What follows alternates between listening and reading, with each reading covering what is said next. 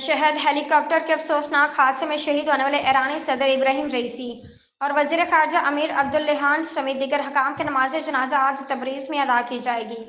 Iran के सरकारी media ने हादसे का सबब हेलीकॉप्टर में तकनीकी खराबी को करार देते कहा कि ईरानी सदर के हेलीकॉप्टर का मलबा ईरानी ड्रोन्स ने सर्च किया था।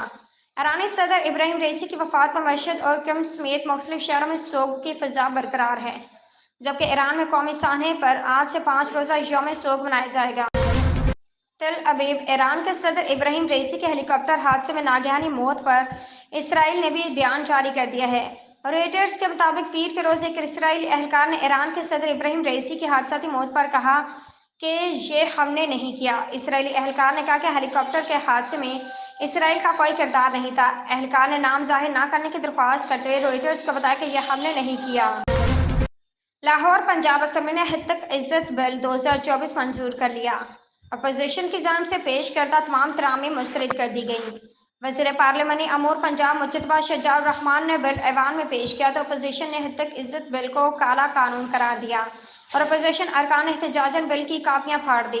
हितक इज्जत बिल का इतलाक प्रिंट और इलेक्ट्रॉनिक और सोशल मीडिया पर होगा। बिल के तहत झूठी और गैर हकीकी खबरों पर हितक इज्जत का केस हो सकेगा। बिल का YouTube, TikTok, Twitter, Facebook, Instagram के जरिए जारी खबर पर भी इतलाक होगा। वाशिंगटन अमरीकी तर्जुमान ने ईरानी सदर के हेलीकॉप्टर हादसे से मुतालिक अहम बयान जारी कर दिया। उनका कहना है कि ईरान ने हेलीकॉप्टर हादसे पर मदद की दरख्वास्त की थी।